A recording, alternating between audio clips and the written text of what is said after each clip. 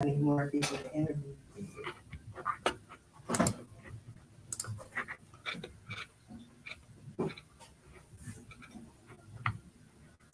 Hi, I'm Sharifah Hardie, and I'm inviting you to tune in to my all-new show, In the Studio with Sharifah Hardie. You'll never know who's going to stop by the studio, who you're going to see, who you're going to meet, who I'm going to introduce, and I know a lot of people. So you definitely want to tune in to In the Studio with Sharifah Hardie on Saturday. Check out who you'll meet next, or if you're interested in being a guest, want to promote your business, visit the website at AskSharifah.com.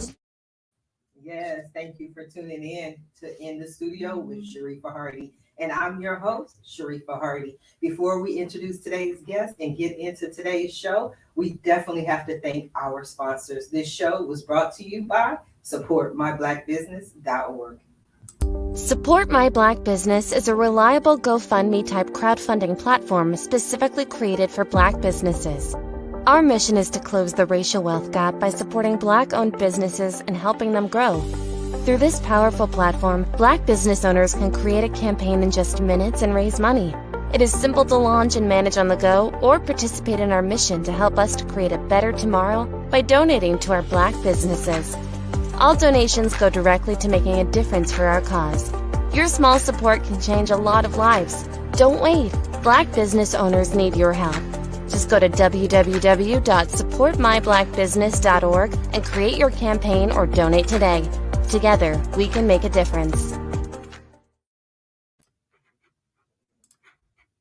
Do you want to advertise your product or business? Are you fed up with conventional marketing techniques? Don't worry, Sharifah Hardie brings you the ultimate solution to promote your product on her exclusive show, In the Studio. Attract a wider and different audience of business owners and entrepreneurs. Just imagine, your product is being displayed live and archived for even more exposure. Boost exposure for your product or service. Don't miss this opportunity.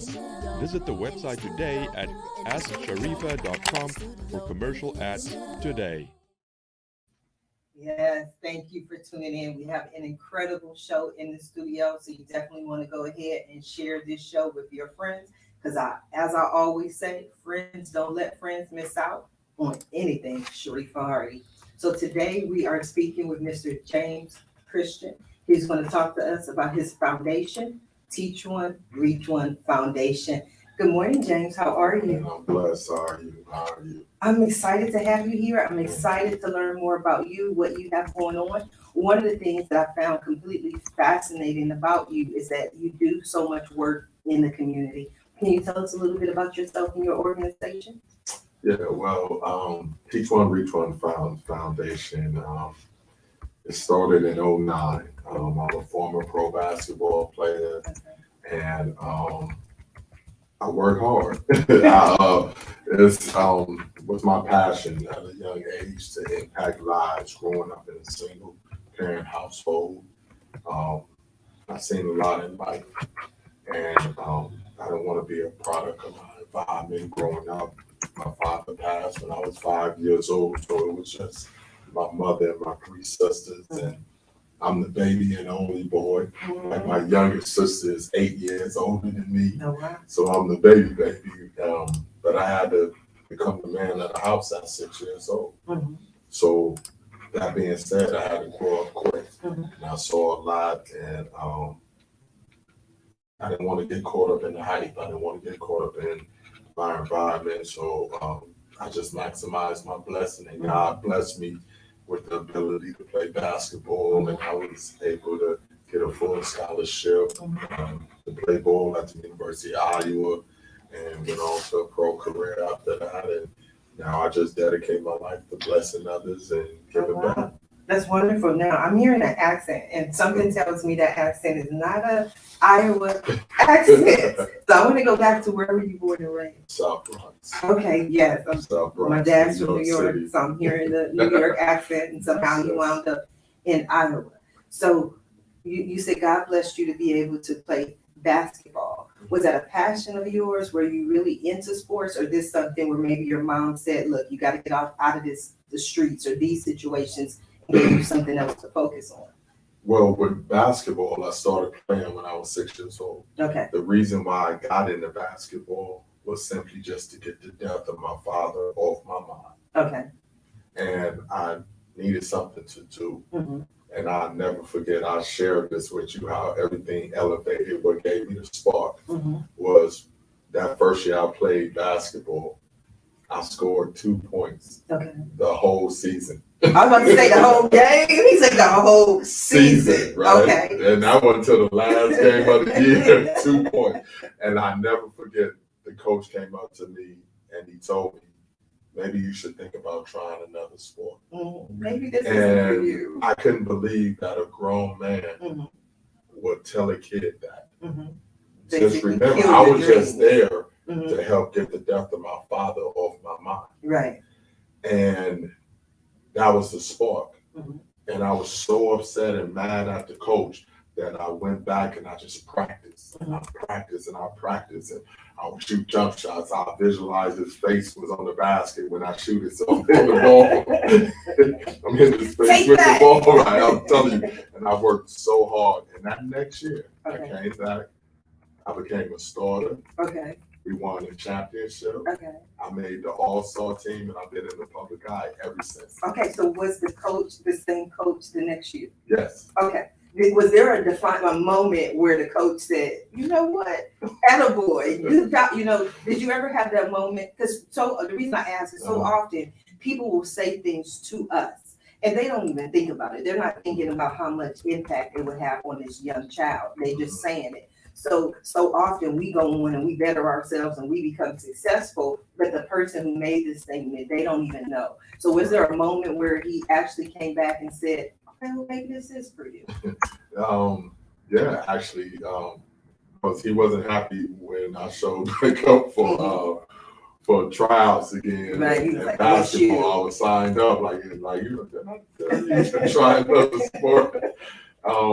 But in practice, I started doing my thing. Okay. He saw everything like it was a total 180. Okay. Complete 180, and he was like, I see you work. Where did that come from? It was really shocked more than anything, because that quick of a turnaround was rare to him. And at that point, I gained his respect and his trust. That's wonderful. So, but that sparked everything in me to go after my dreams. Okay, but let me ask you, because one of the things that people ask me, because I've been through a lot, and they say, wow, Sharifah, you kept going. How did you keep going? How did you not give up? And I always say, what was the alternative?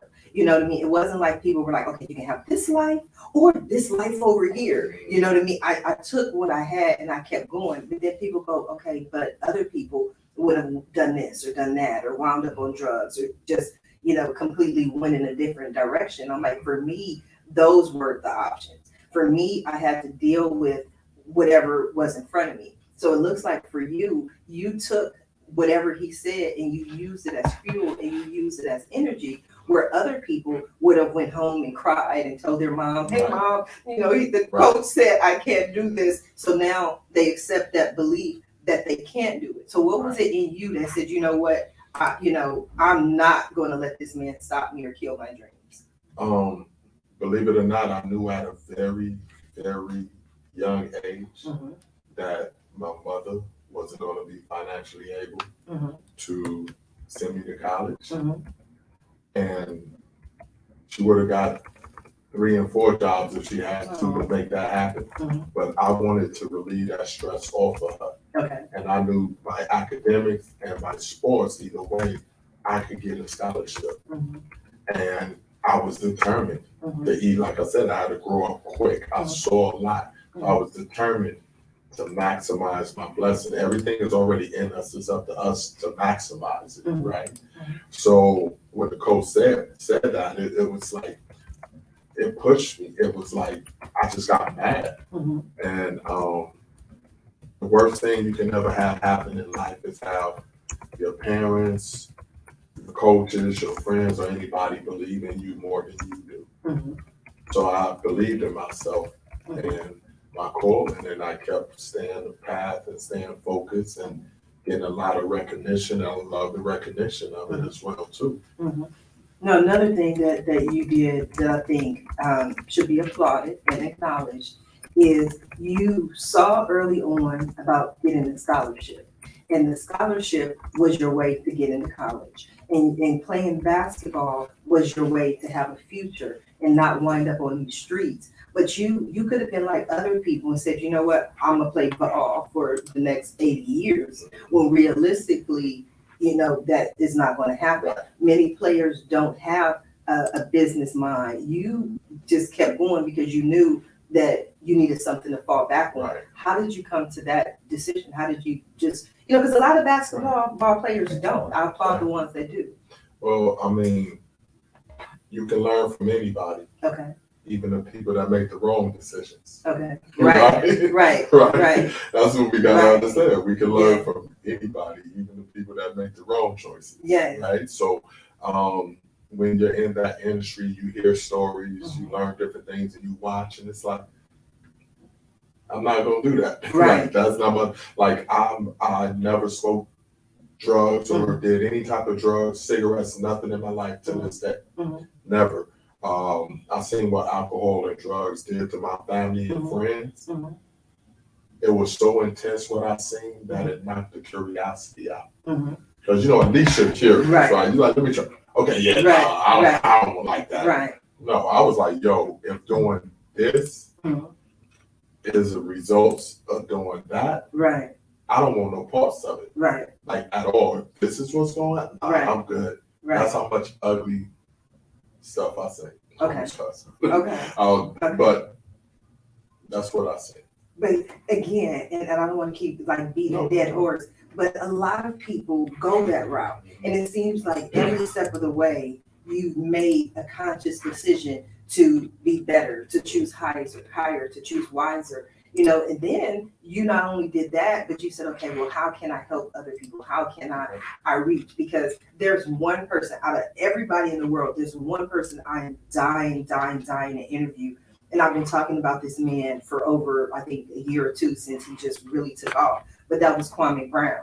And the fact that the people had the nerve and audacity to say his life was a bust because they felt like he should have done more, he should have played more. And so when Kwame responded, he talked about all the land that he owned, and the business ventures that he had. And so often athletes, they don't take that step. Right. So if you have someone who's maybe in high school, they just got their scholarship, they're heading, off to college, what type of advice would you give them?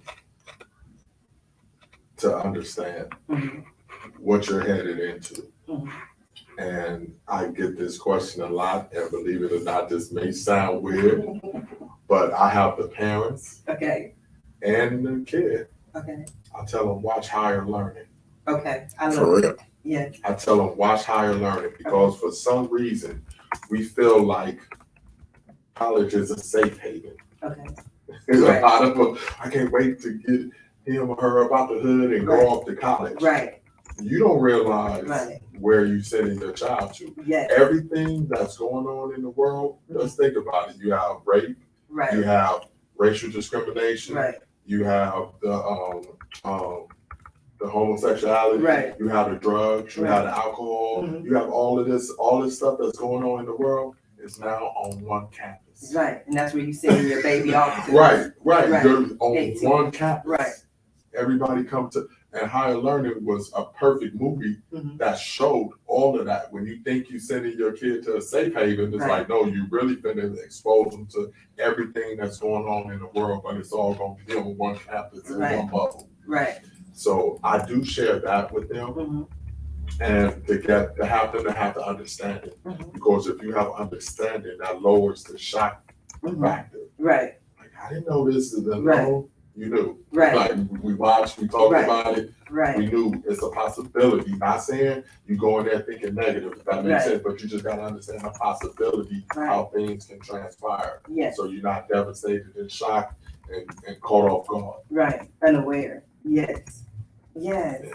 So if they're starting their basketball career, what advice would you give them? To continue actually to work on and understand on and off the court, that you're on a different mission. Your mission in high school was to get a scholarship. Now then it's basketball wise. Mhm. Now your mission in college, now it's about transitioning into business. Mhm. You're a businessman now, especially with the new rules that passed now. You know, you can get endorsement deals now Mhm. coming out of high school actually. Right. And now this is a business. Mhm. This is the opportunity for you to take care of your family. Mhm. Like a real opportunity. Mhm. So now everything you're doing is from a business perspective. Okay. You have to understand that. Mhm. Now it's business. Right.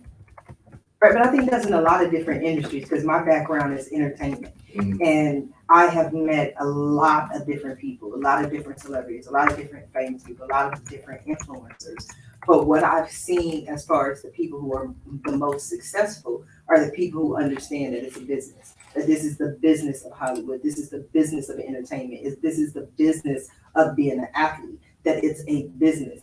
And you have some people who I feel have done an amazing job. Like Shaq is amazing. He owns so many different businesses, you know, and I wish more people who got to a certain level of success would do the same thing because then what you're doing is you're creating jobs. Right. You know what I mean? And I think small business owners, just my opinion, one of the things that they forget is that the point of a business is to create jobs, to create a legacy, to create something that you can sell or something that you can pass on to future generations. But so often, especially as young people or people who are excited to be, you know, I'm in the NBA or whatever it is, or whatever business it is, you get excited at that opportunity, but you don't take into effect the long term, you know, what's going to happen in 30 years, what's going to happen in 50 years, what am I going to do after the game ends? That's what I want a lot of the young people to understand. And it's important. And even understanding, like you said, the business part about it, like being a millionaire. Mm-hmm. A lot of millionaires, believe it or not, are maintaining Mm-hmm. their millionaire status Mm-hmm. because of other small entities. Mm-hmm.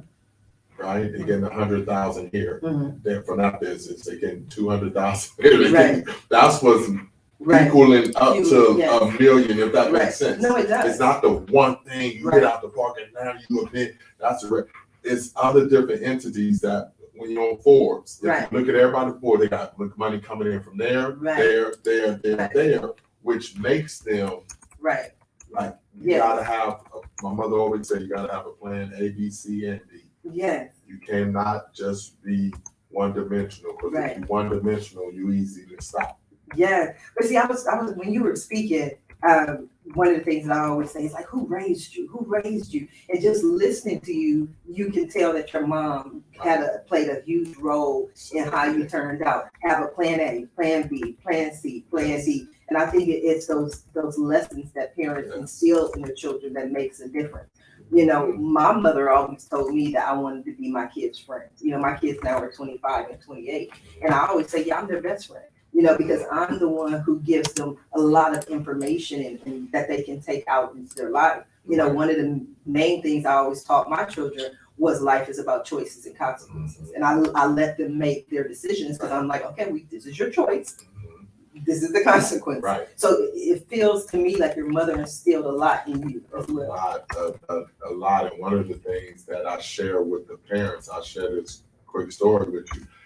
Because I travel and I speak. I'm a motivational speaker, and I was speaking to about 100 or so people. And they were majority parents. And one of the parents had a question about their teenage child, saying, you know, we used to get along, now we're bumping heads a lot. A lot. We bump heads, we argue about this and that, and some of them, yeah, me too, and just chiming in and everything. They asked me my thoughts on it. And I never forget this moment. I said, okay, you're going back and forth with them, etc. I said, okay, well, the problem is you. It's your fault. Right. And you could hear a pin drop. Right. But when I said what I said later, you could see all the light bulbs lit up in the room. And they were like, well, what do you mean? I said, because parents have a hard time making a transition. And they were like, what do you mean by transition? I told them from 0. And what would you say about 14, 15? Maybe you're a manager. I'm sorry. yeah, you're a manager. Mhm. From 14, 15 on up, you're a consultant. Mhm. Parents is not good with making that transition from manager to consultant. Mhm. And that's where the heads bump, Mhm. right? Because they don't need you to manage them no more. Right. They coming to you for you to consult with them. Right. And a lot of the bumping heads with teenagers, because you still trying to manage them, Mhm. and they don't need a manager. Right. Like Right. they need a consultant, Right. right? No, I definitely get You that. get that? You know, but it's That's just huge. different. I think that's huge. And I think that you're correct. One of the things that I always say is easier having younger children. You know what I mean? Because younger children, you want to go to the store, you pick them up, you put them in the car, we go into the store. You know, when they get to be that 14, 15, 17, it's like, okay, we're going to the store. I don't want to go to the store. I'm like, wait a minute, when did this become a negotiation? You know what I mean? But especially now, 25, 28, is I have to ask, you know what I mean? Would you like to do this? Are you coming here? You know, because as they get older, they need to consult. But one of the things I find interesting is my daughter's 28, my son is 25, and they both operate different. Not necessarily better, just different, right? So my son calls me and has a long, drawn out conversation about what he's about to do. I talk to him, we have the conversation. He goes ahead and does whatever we discuss. My daughter doesn't do that. My daughter goes and does whatever she's going to do. Then she calls me and explains to me exactly what she's just done. You know, and it's just different. My son does before, my daughter does it after. But you know, it's an adjustment to want to see how they learn, to see how they need to interact with you. And I think it's different for every child. But I think that I remember when my son was 21, he said to me, he said, "Mom, thank you." We were talking, we had a long conversation. We have these long, drawn out conversations. They're very interesting. But he said, "Mom, thank you for talking to me." And I said, "No, son, thank you for talking to me." You know, how many 21-year-old Black men want to sit down and have a conversation with their mother? I mean, they would probably want to talk to anybody and everybody else but mom. So I was grateful for the opportunity to even have this conversation. So I think for parents, when you develop open communication, it makes it easier. So you don't necessarily continue to bump heads because you developed that open line of communication. Right. You become that consultant. Right. And it's interesting because if you really want the reality of your grade and how you did as a parent, right? Do you know when that grade's going to come in, when that reality that you're going to know how you did as a parent? Right. It's when they have a child. Yes. And if they look at that child and they say, "I'm going to raise my child, I'm going to raise you just like my mom raised me."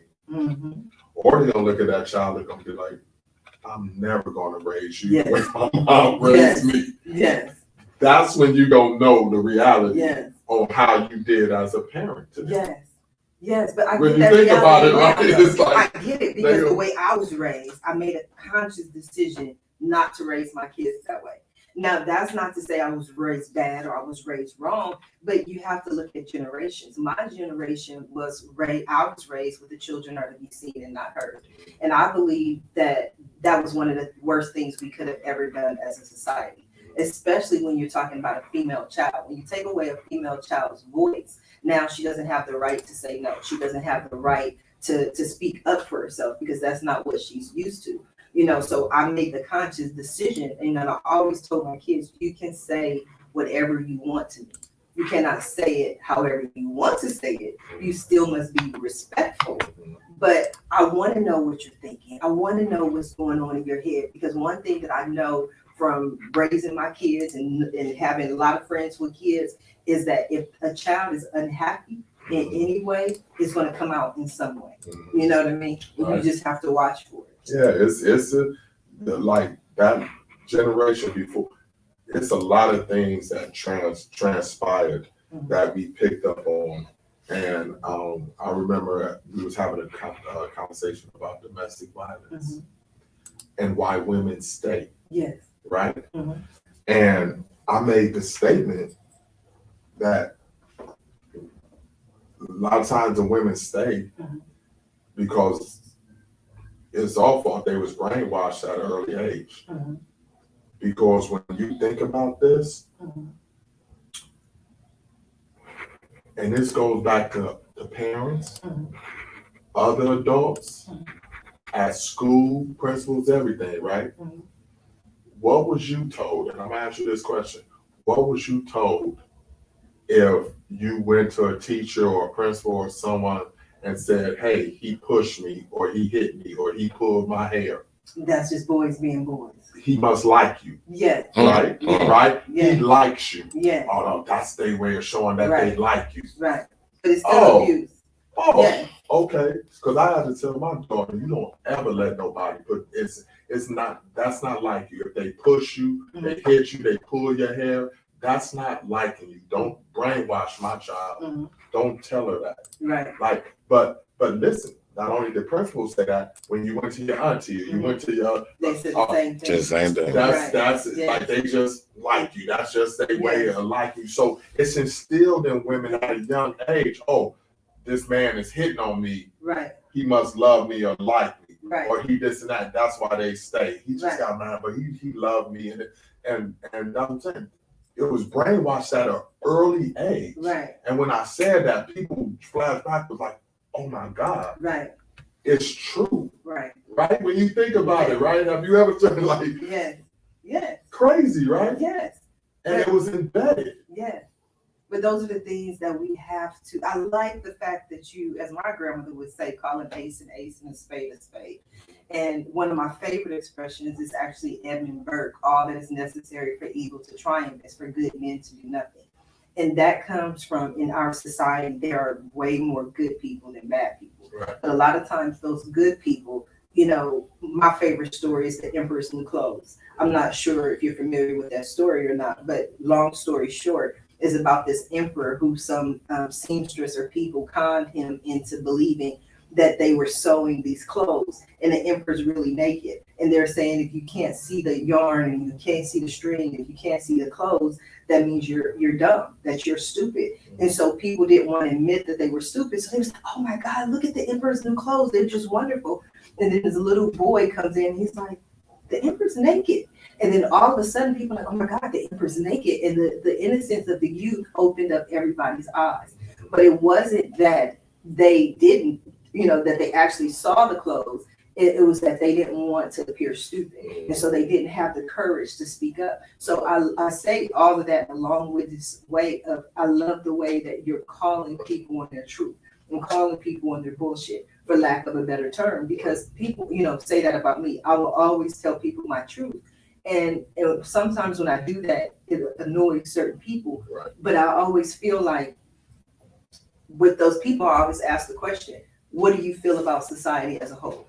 If you feel like we live in this perfect ideal world, then you're part of the problem. You know, like people say I'm an angry Black woman. You know, even when I ran for city council, I literally put that in my commercial. Some people consider me an angry Black woman. But I also said that I feel that more people should be angry about what's going on in the world. Homelessness should make you angry. It should upset you that there are people living on the street. It should upset you that our unemployment rate is so high. It should, you know, these things should make people angry, because it's not until we get angry or frustrated and irritated with any type of situation that we will take a certain action.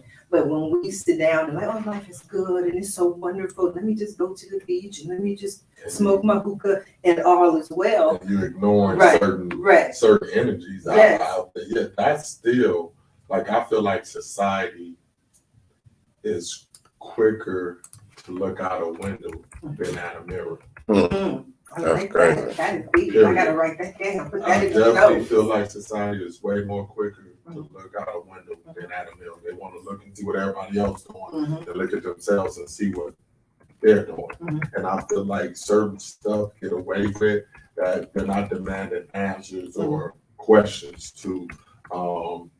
Like, I don't necessarily understand the lottery. Remember when it was $1 billion? And I'm like, okay, if you have $1 billion to give to one person, and you got all these unhoused people out here, How do that make sense? Every week, what is it now? Like 580 or something? I don't know. Million. But you gotta understand, right? You got all of this money that you're okay with giving away to one person, right. But you got all these homeless people and unhoused people living here. Right. Like, I don't understand that. Right. I don't understand why nobody politically have went after, and think, correct me if I'm wrong, because you're more in that lane than I'm on the outside looking in. But I haven't heard it. Please correct me. I haven't heard one person go after the funeral homes. How come it's okay to charge $10,000, $15,000, $20,000 to bury your loved one when you're going through this dark time? You just lost a family member, and they're charging you $10,000 to $20,000 to bury. How can they get away with that? Right. And then you have to cremate them. Right. You can't even have a burial for, because you can't afford what they're. I don't understand how nobody politically spoke up and said anything about that. That's ridiculous. Yeah, they got insurance, so they're gonna take all that insurance money from you. That person may have had kids, whatever the case, just so you can bear like that. That upsets me. I'm sorry, my father is passed. I don't understand why one person. Have you heard? No, I haven't. No, I haven't. Have you heard? No, but I'm like, that's something we about to put back on your plate. You now in charge.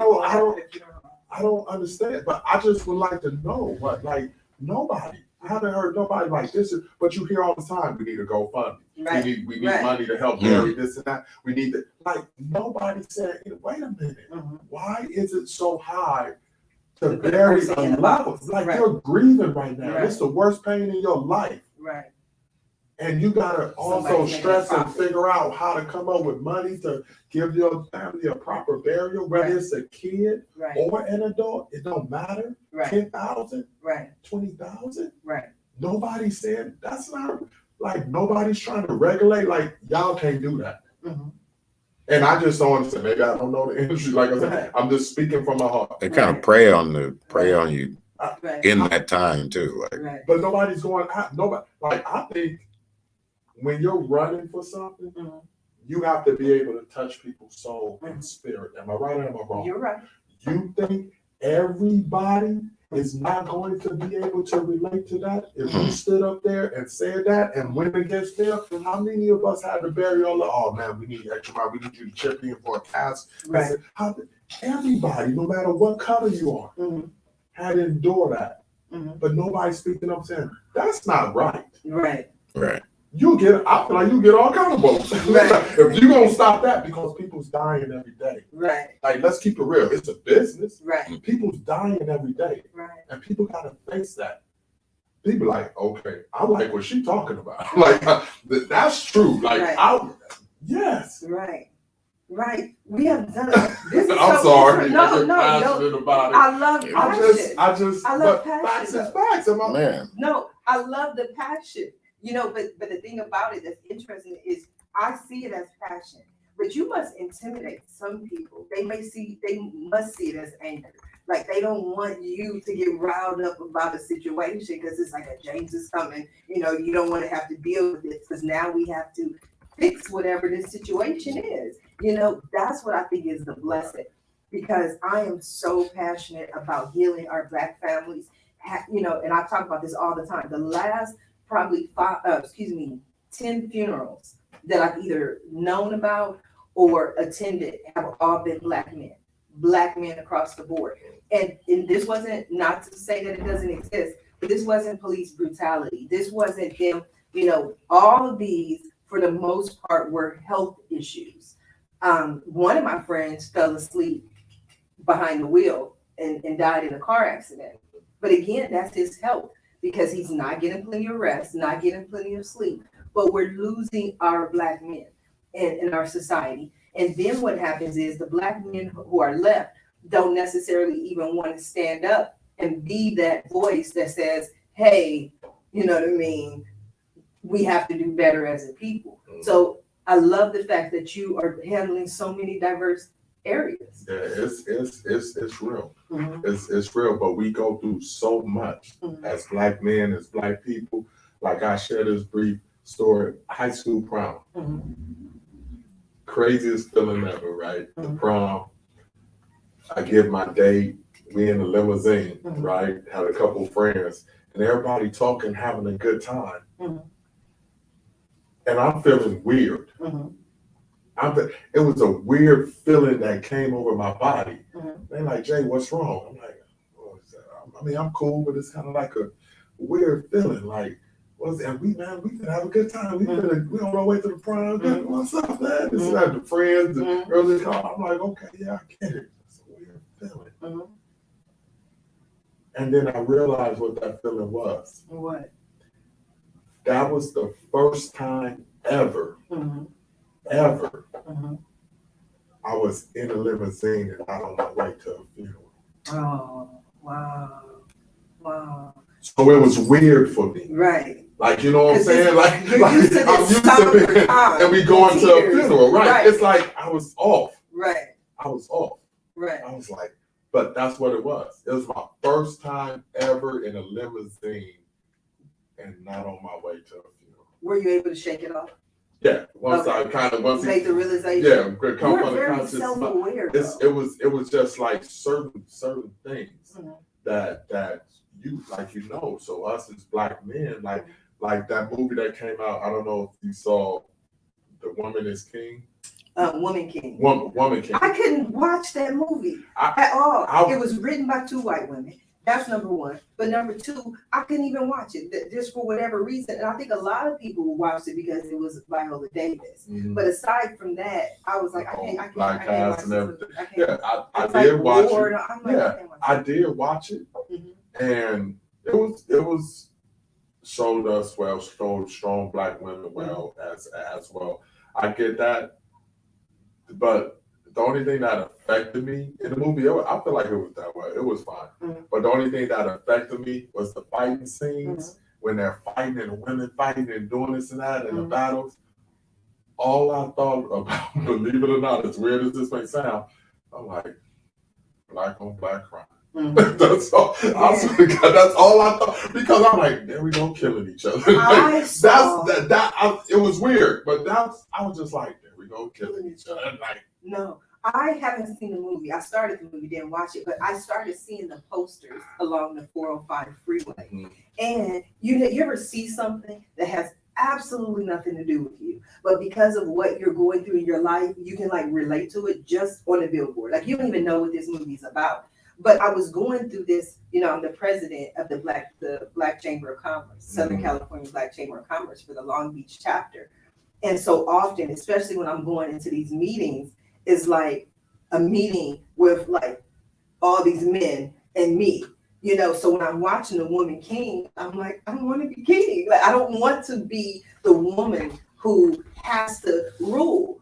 Sometimes you just want to be the lady who gets to be next to the king. One of my favorite movies was the movie a long time ago, 300. I don't know if you've seen it or you remember it, but it was with like the gladiators and they're fighting or whatever. And then the guy, the king or whoever he was, right before he goes to war, he's powerful, but he comes back to the queen and he's talking to her because, that's what good kings do. You have somebody that you can rest your head and talk to.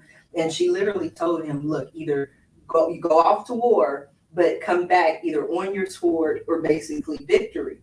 But I love the fact that the women stayed there, while the men went off to war, because I'm very sexist, so it's like, I want our Black men to step up and be kings. That's what I want. And there's so much systematically that has happened deliberately to destroy our Black men. And so when I see Black men like yourself, who are, in my eyes, unapologetically kings, Black kings, I think we need you in front of more people so that our young men have somebody to look up to. Yeah, I feel like that's, and I agree with you. I feel like that's important for us as Black men, and to have understanding, and even us as a culture, because it's a setup. It's a cold setup for us, and we got to see the bigger picture at times too. We was having a discussion about Black Panther, right? For the first time in a long time, I was disappointed in our Black community. And I'll share this reason why. It was a movie that was set to come out, that came out, called The Hate You Give. Have you heard of that? I heard of it. I don't recall Have you heard of seeing it? Okay, The Hate You Give. Listen to me, sis. That movie was so powerful, right? That the powers that be kind of suppressed it down, right?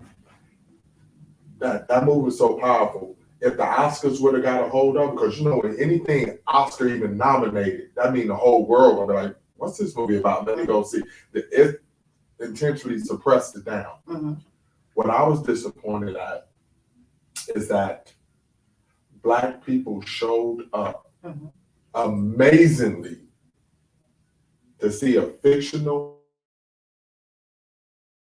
Black Panther, and didn't show up to see the most realistic movie that represents us and how we've been treated, police brutality, the different stuff that's going on, which if they would have showed up the way they showed up for Black Panther, that movie wouldn't have had a choice but get Oscar recognition. And if it got Oscar recognition, I mean, people all over the world would have wanted to see, well, what's this movie about? Oh, this is how y'all treating them over there in America? This is what, it was a big statement. You have to see, the movie is so powerful that I would invite from junior high on up to watch the movie and have a Q&A afterwards.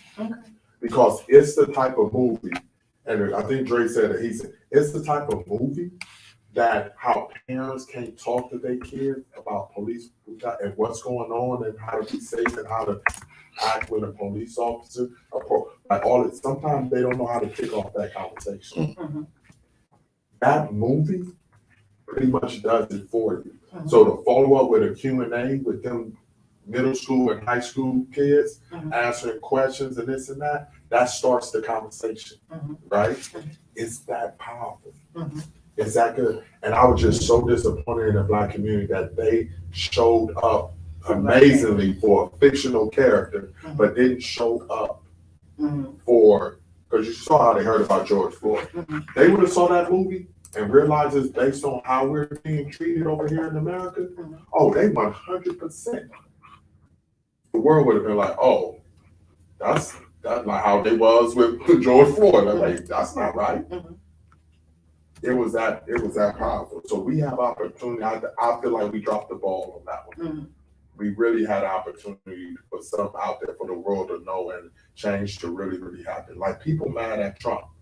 I'm not mad at Trump. I'm gonna keep it real with you. I'm not mad at Trump because Trump, he told us what he was gonna do before he got elected. He said it ahead of time, and he did everything he said he was gonna do. Most political people won't. They say all this and then they don't follow up and do that. He said, so what you shocked and devastated for? He said he was gonna build a wall. He said he was gonna do all this ahead of time. And honestly, if it wasn't for Trump, I'm not mad at Trump because Trump snatched the curtain back. Trump like, oh, y'all think everything is hunky-dory out here. Watch this. All he did is snatch the curtain back. And people that was your friends that you didn't realize, wait, you think like that? Oh, we can't be friends. No. Right. He snatched the curtain back. Right. And revealed the true feeling that was going on. So that's the one thing that I don't understand, and maybe you can share and help me understand why people get mad. Here's the question. Why do people get mad at clarity instead of celebrating clarity and being thankful for clarity? Because I think that goes back to that mirror that you mentioned. It would require people to have to take a look in the mirror and actually see themselves. Because it's so often, like you said, we want to look out that window. We want to look at what everybody else is doing, how everybody else is doing it, which goes back to all that is necessary for evil to triumph. Because most people just sit back and do absolutely nothing. So all these things continue to happen. I wasn't mad at Trump. Trump said who he was, and Trump has always said he's been consistent. He's been consistent in showing who he was at every step of the way. One of the things that I thought that I saw even as a blessing that some other people didn't was so often people want us to forget the history that has happened to us. And in 2022, there are people who have this idea that we should just get over it. Like, oh, that happened so many years ago. Slavery's over. Nobody's alive who owns slaves. Like, you're free.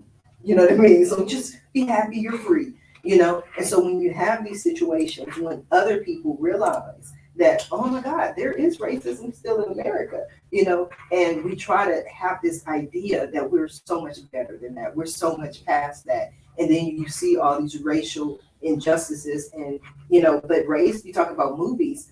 I was having this discussion with my mom because we always, recommend movies to each other. And I recommended the Jeffrey Dahmer movie that's on Netflix. And I didn't even know what it was about. And from the first episode, well, I knew it was Jeffrey Dahmer, but I didn't know why they're taking this set, different view of the Jeffrey Dahmer story. But when I watched the first episode, I was up literally all night. I had to watch until the end because it wasn't about Jeffrey Dahmer. It was about Glenda Cleveland, the black lady who had called the police so many times.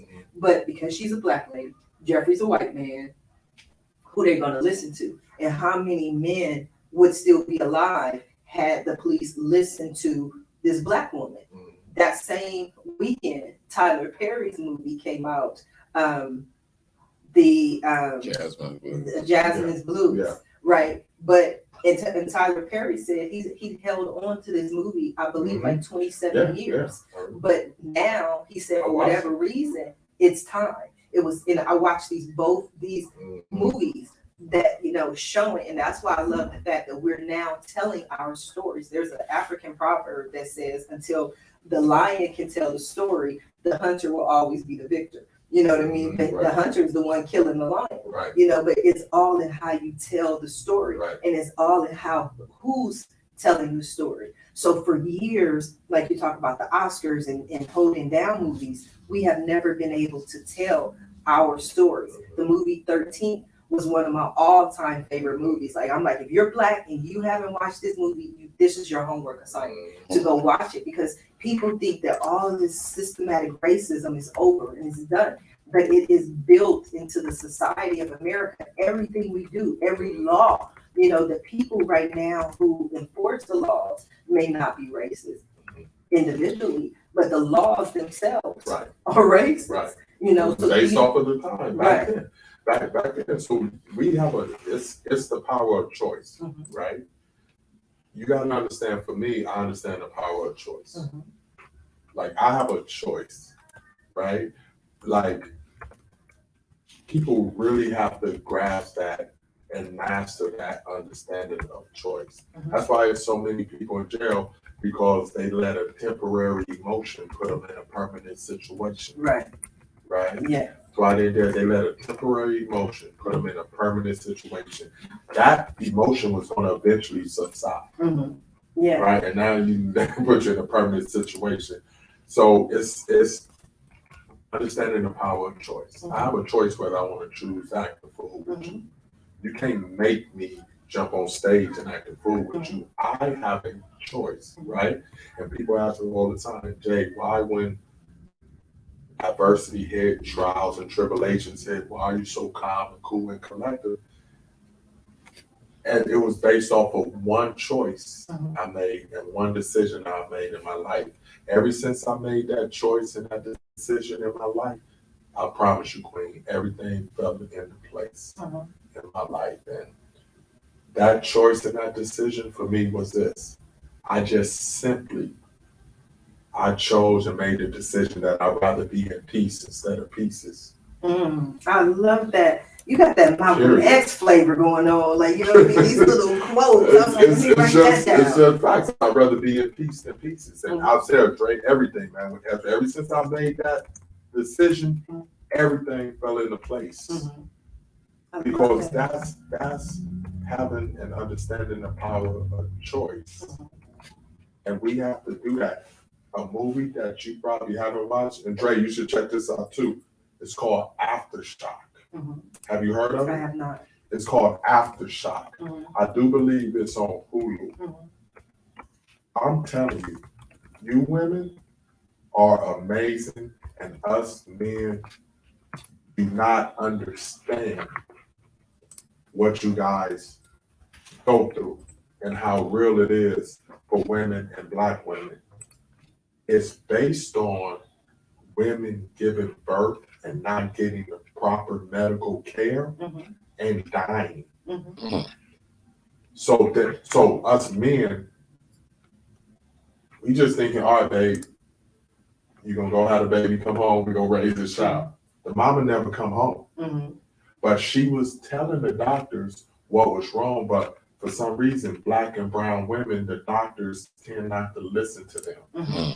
So they're dying at a higher rate than the white women. When I tell you, it's you, both you and your mom, have watched that. Watch that. Dre, you gotta watch it. It's crazy. Like, you're gonna be like, and you know who the #1 rate for death for women, Black women giving birth? Tulsa. Tulsa, Oklahoma? Yep. Is that the sister wives thing? Why Tulsa? Just the medical system. Okay. They're not listening to so more Black women died and brown died in Tulsa. Guess I won't be going to Tulsa. Then it's no medical assistance. Right, but you just have to watch. You're gonna be like, that's why they call it aftershock. And it's crazy because you seen a video of them excited they doing a room for their child. They're excited. Yeah, I'm 9, like all this other stuff. But I can imagine that because it's not just the giving birth.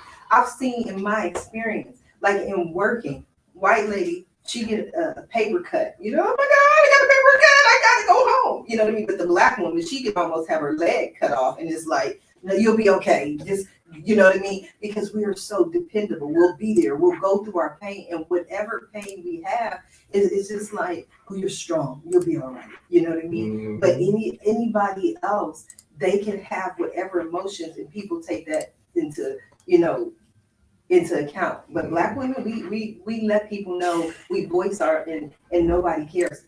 James, it's been a pleasure to have you, and I know we could talk for hours. Right. I could tell, but even before we close the show, we haven't talked about Teach One, Reach One Foundation and some of the things you're doing in the community. Can you tell us a little bit about that? Well, I have an event that's coming up. Let's talk about the event a little bit. But with Teach One, Reach One Foundation, we do a lot with homelessness or unhoused. I like to refer to them as foster care kids, and doing a lot for the community, and giving back and helping and blessing others. My mindset is, I feel like God blessed me, so it's only right to bless others and give back. So it was recently brought to my attention that the high school dropout rate for foster care kids in LA County is now up to 80% right now. And with that being said, the foster care kids system, they don't have their mom, they don't have their dad. They live in house to house, bags, et cetera, as well.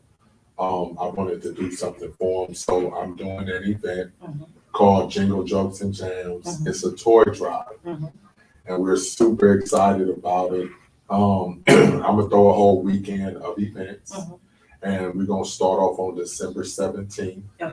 We're gonna do a free basketball camp for 100 foster care kids. We're gonna give away free shoes, free haircuts, all type of prizes and everything. And the next day, we're gonna have a huge comedy show at the Loud Factory out in Hollywood.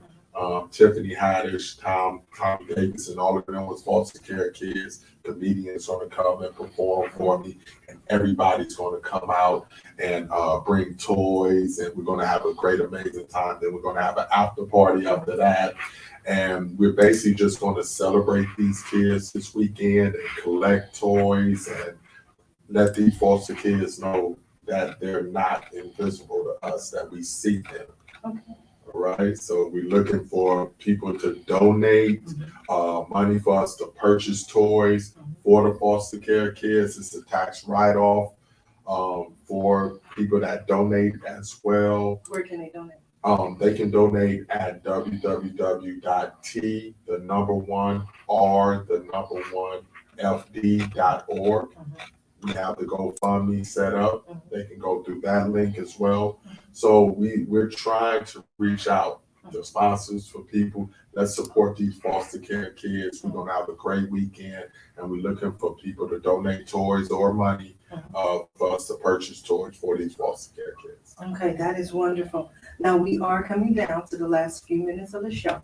And what I love to do at the end of every show is just simply allow my guests the opportunity to speak directly to the audience, to everyone who is watching this show live, as well as everyone who is watching it in the archives, and let them know what you want them to take away from your appearance here today. Okay, well, thank you for having me, guys. Your energy is needed. Your prayers is needed. We are trying to do things and tap into a lane that's often forgotten about, in helping the foster care kids and helping the kids in the community. If this some way, somehow touches your spirit and your soul, please go to our website at www.t1fd.org and support the organization, support by donating, helping us with the event. The event is called Jingle Jokes and Jams. So we're looking forward to having a great time, but we do need you guys to show up for these foster care kids. All right. I appreciate you guys. On Instagram, if you need to reach me at all, you can reach me at T1R1FD. And that's our Instagram there. So please come out and support us, and let's have an amazing time for the holidays. Yes. Thank you for being here, James. I'm looking forward to it. I'm looking forward to attending the event, the after party, supporting you and supporting what you're doing. So I definitely want to thank you for being here today. We're going to bring you back closer to the event, get some more things to talk about, who's going to be there, who's performing. I know it's going to be some great comedians. We're going to do a lot of good. So I definitely want to support you. I want to thank everyone for tuning in. Definitely appreciate your support. If you're interested in being a guest, I want to sit down with you. So come sit down with your girl, Sharifah Hardie, in the studio. Until next time, everyone have a safe and a blessed day. Bye now. Love. You want to advertise your product or business? Are you fed up with conventional marketing techniques? Don't worry, Sharifah Hardie brings you the ultimate solution to promote your product on her exclusive show, In the Studio. Attract a wider and different audience of business owners and entrepreneurs. Just imagine, your product is being displayed live and archived for even more exposure. Boost exposure for your product or service. Don't miss this opportunity. Visit the website today at AskSharifah.com for commercial ads today. Are you an entrepreneur? Your online presence is critical to your business growth and success. In the studio with Sharifah Hardie, promoting your products and services is a breeze. Want to promote your business? Visit the website at AskSharifah.com.